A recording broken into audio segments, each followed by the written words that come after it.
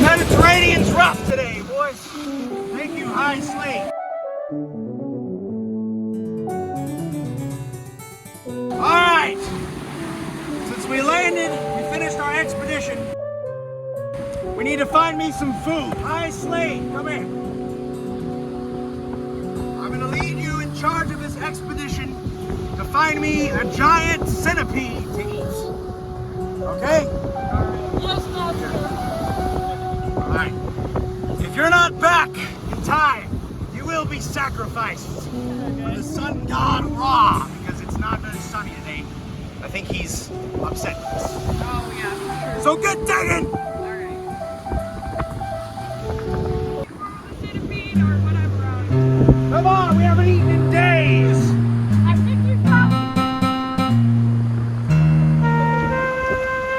Oh, yes, my glorious centipede. Thank you. All right, you guys get my leftovers.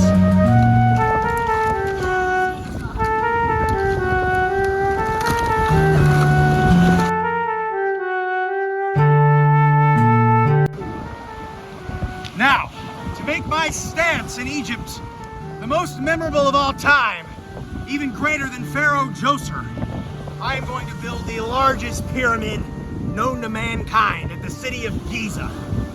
So, in order to get started, what we're gonna need to do, we need to find the Nile. March, slave!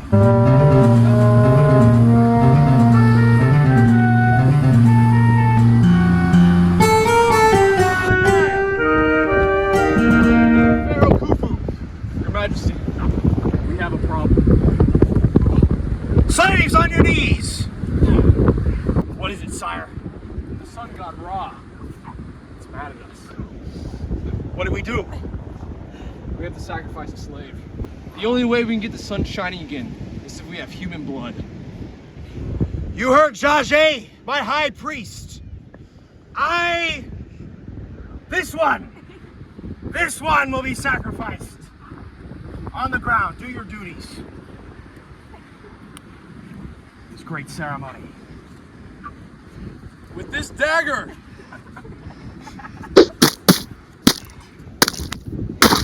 Yes! Ra live on!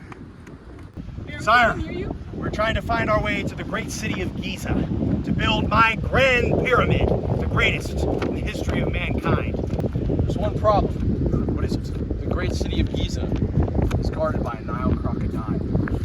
Oh, the most vicious of creatures in Egypt. All right, well, Jeju, it was nice seeing you. Continue to guard the grounds of the Nile. Of course, we're gonna head out to the great city of Giza. Of course, Your Majesty. Safe travels as well. These pyramids aren't gonna build themselves!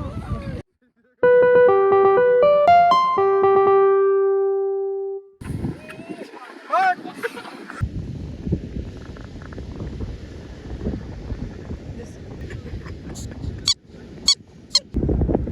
Oh no, it's the Nile crocodile! It's even bigger than I expected. Nebuchadnezzar! Step on it! Yeah! He's gone! It was an honor, Your Majesty. Thank you, Nebuchadnezzar. March, slaves!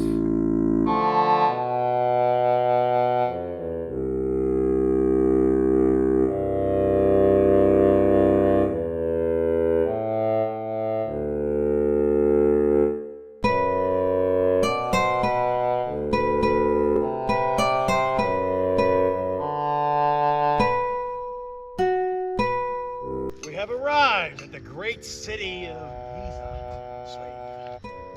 As you can see, we have all these pyramids here of my ancestors, the former pharaohs buried in these great pyramids. These are all the pyramids of my ancestors. Look how big they are. Now, slave, when I die, I want to have the greatest, biggest, largest pyramid of all in the history of mankind. You hear me? Yes, sir. I want you to get to work. But before I get started, these are the old pyramids. Give me a drink. It's good water. Yeah. These are the old pyramids of my former ancestors. Imhotep came up with the idea, the chief architect under Pharaoh Djoser, my great-great-great-great-great-great-great-grandfather. Okay? Let me go show you my father's grave. We started a new tradition.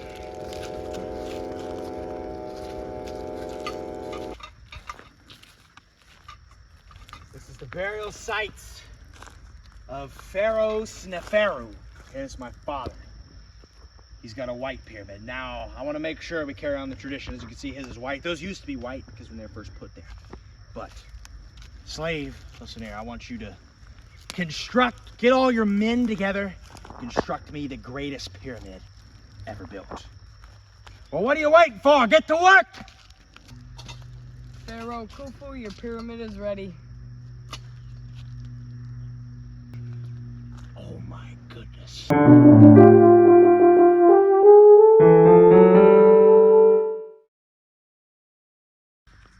Slave, this is a very nice pyramid. You ought to be proud of yourself. It's the greatest pyramid ever built in Egyptian history. I am. Give me my hat back.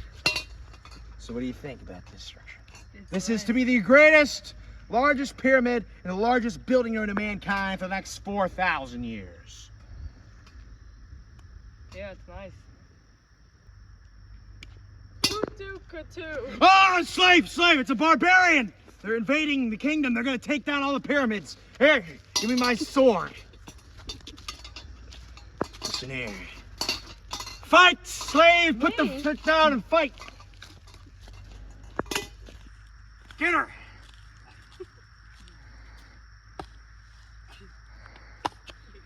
No, slave! Barbarian. Whoa. My sword's broken.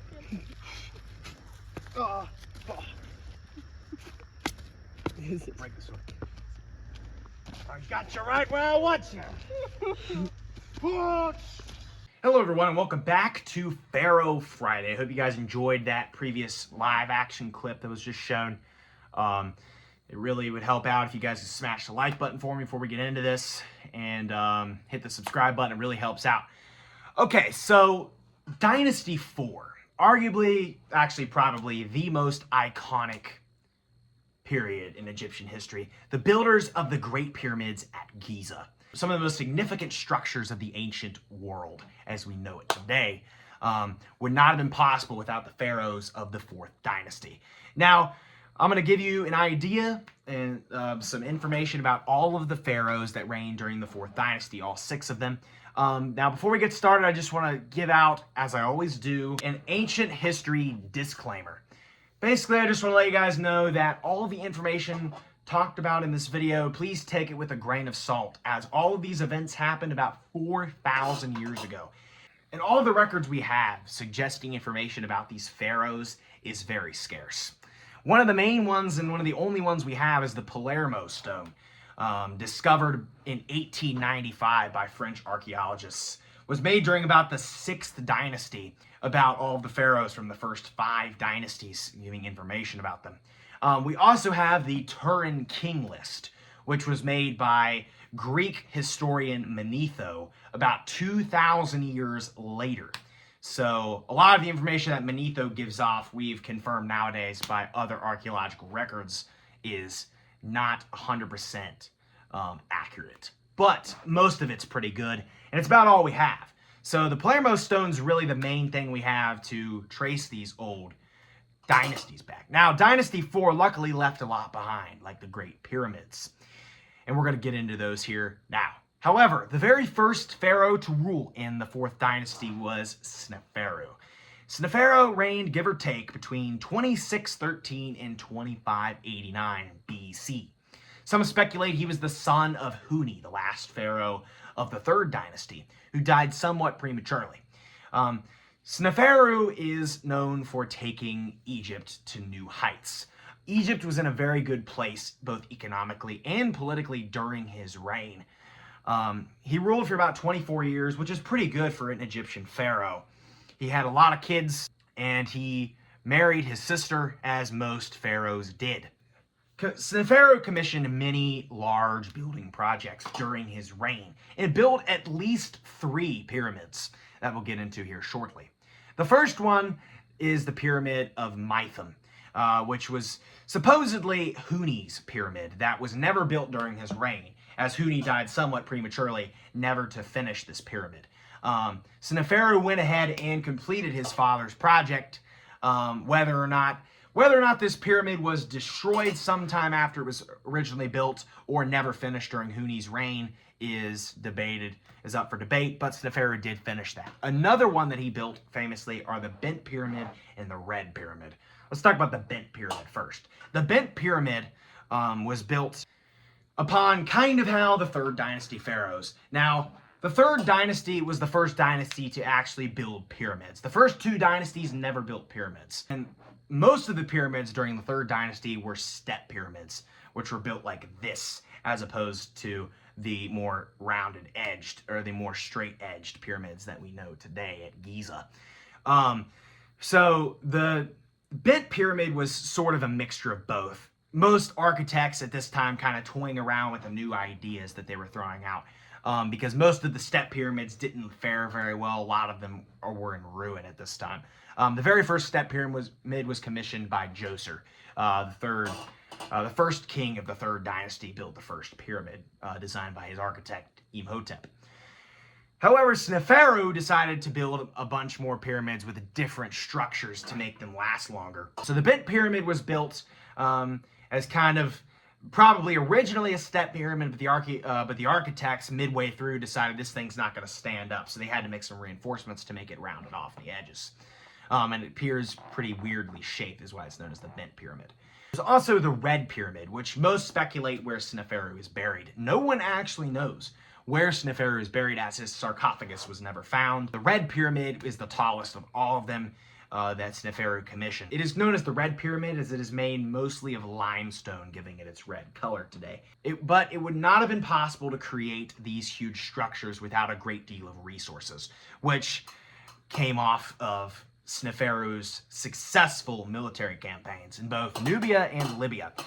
He was a fantastic military leader. Sneferu conquered most of the lands in Nubia and Libya, led many campaigns throughout his reign in those territories. And he also discovered the existence of turquoise in the Sinai Peninsula, which was very useful for the centuries to come of Egyptian pharaohs. Most of his pyramids were built in Dahur, not Giza, so just get that out of the way.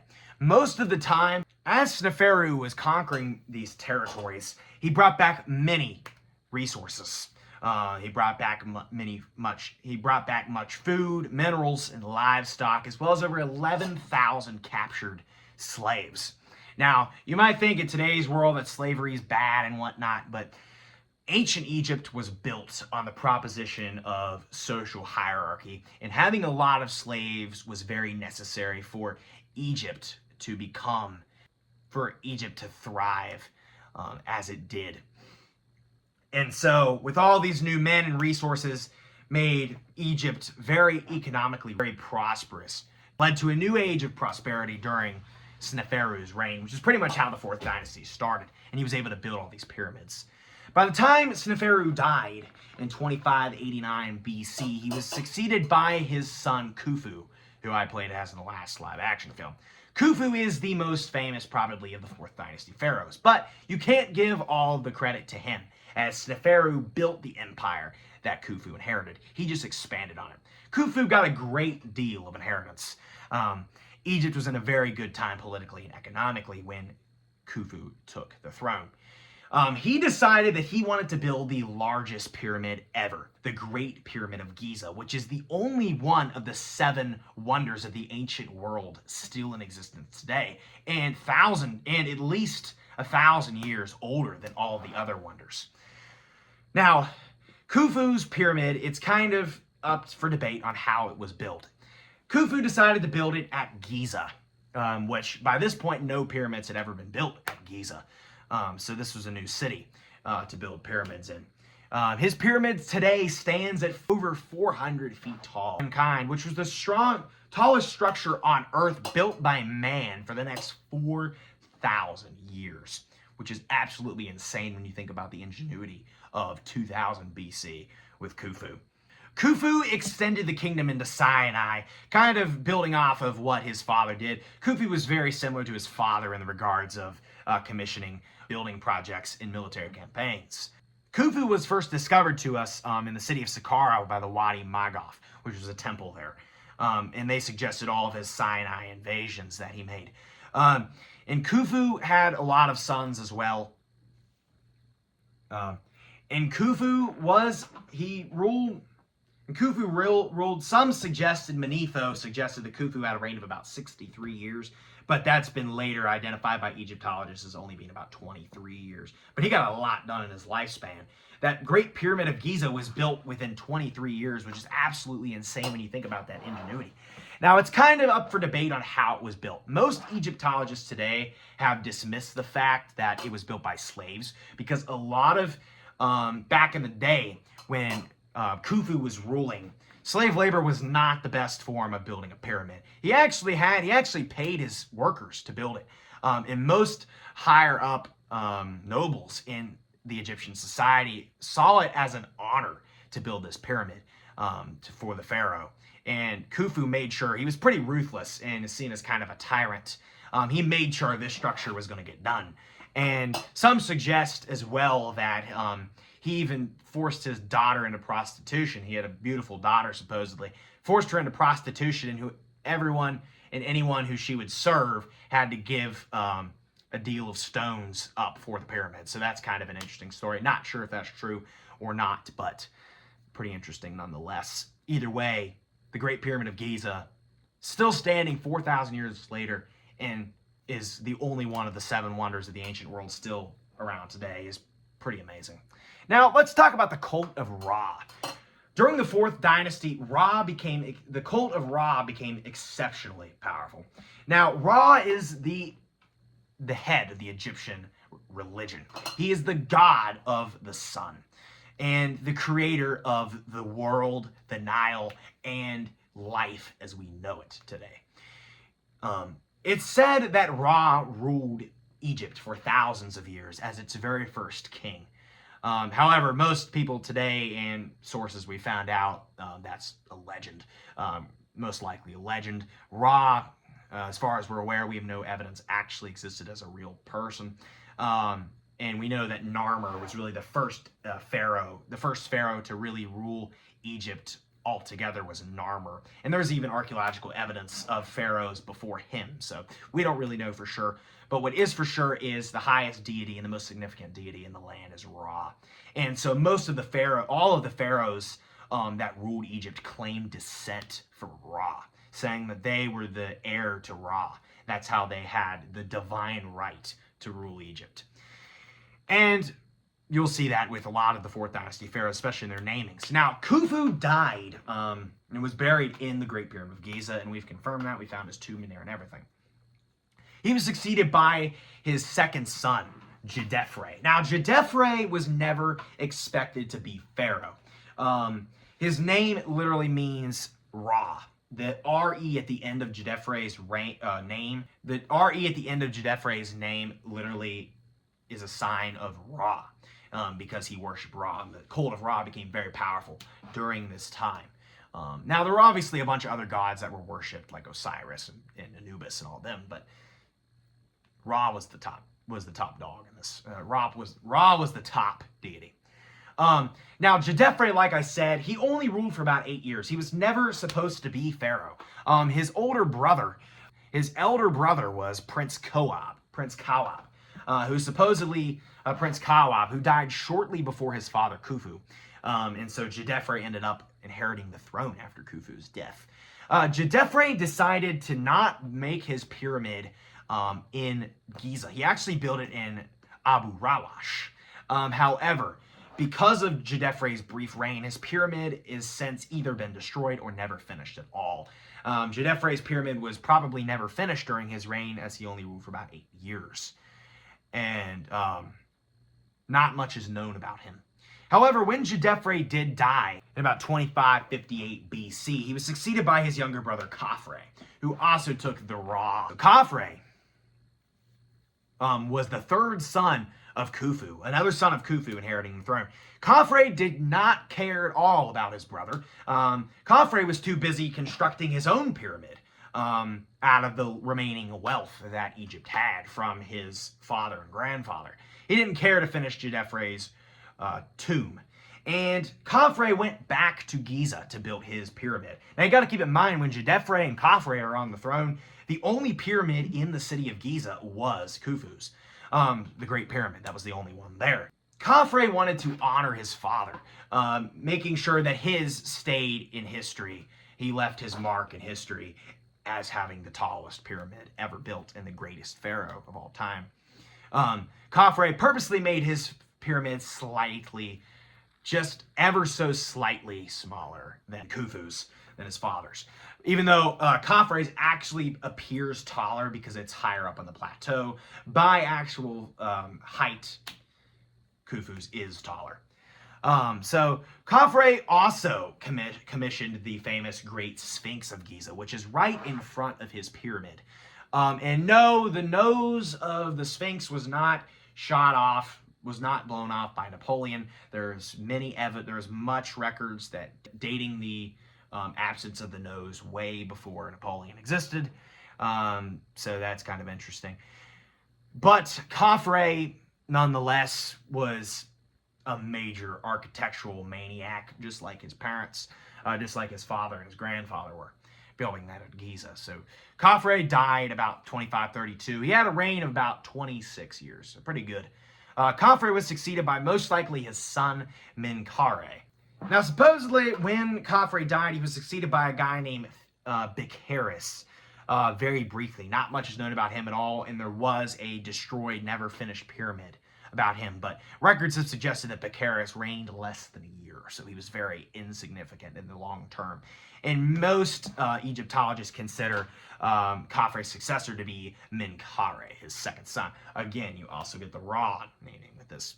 Menkaure ruled from 2532 to 2503 BC. He also built at Giza, and it was pretty clear at this point that, as you can see, his pyramid at Giza is the smallest of the three, being 213 feet, which is pretty tall when you think about it, but it's roughly half the height of Khufu and Khafre's pyramids, really signifying that the wealth in Egypt was being spent rapidly by the later pharaohs in Dynasty 4. And you can also tell that the pharaohs are starting to kind of get away from the old pyramid thing. Most people think that the pyramids were built throughout the entire history of ancient Egypt, but a lot of the pyramids were only built during the older dynasties, during the Old Kingdom. So pretty interesting there, but they stayed around. That was the crazy part about them. Interestingly, the thing about Menkaure's pyramid is it actually has three little mini pyramids right by it. Menkaure's is the last one really built in Giza, on the Giza Plateau. And a lot of people suggest that those, and it's been found in the graves, the sarcophagi of the smaller pyramids that he had for all of his queens, his consorts. His three consorts were buried in those pyramids. So that's pretty interesting as well. The last pharaoh of Dynasty 4 was a man named Shepseskaf. Now, Shepseskaf was really vastly different from his other Dynasty 4 pharaohs. Little is known as whether he was just less ambitious than the others, or he just didn't have the prosperity that the others had in order to build this stuff. Most notably, the thing that makes Shepseskaf most different from his other predecessors was the fact that he was not even buried in a pyramid at all.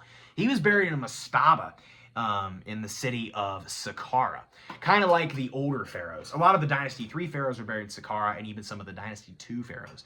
Before pyramids existed, the pharaohs were buried in crypts known as mastabas, which are kind of underground crypts that had like a little bit of a boost to it, just a little bit of a platform to it.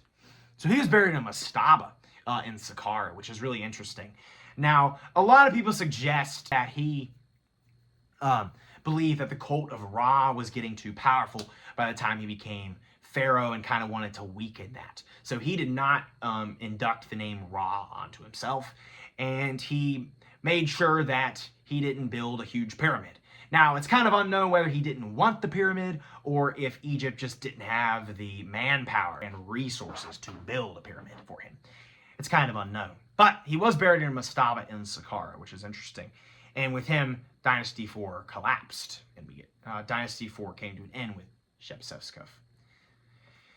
So that is a quick look at all of the Dynasty 4 pharaohs, the pharaohs who made Egypt an icon as it is today and a relic of ancient times.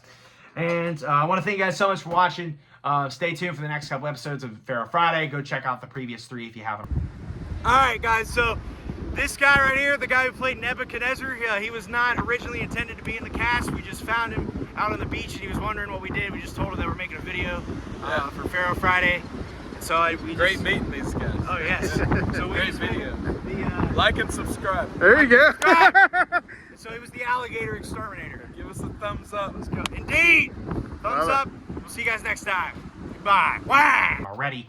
And I'll see you guys next time. Be sure to comment, like, and subscribe. Goodbye. Wow.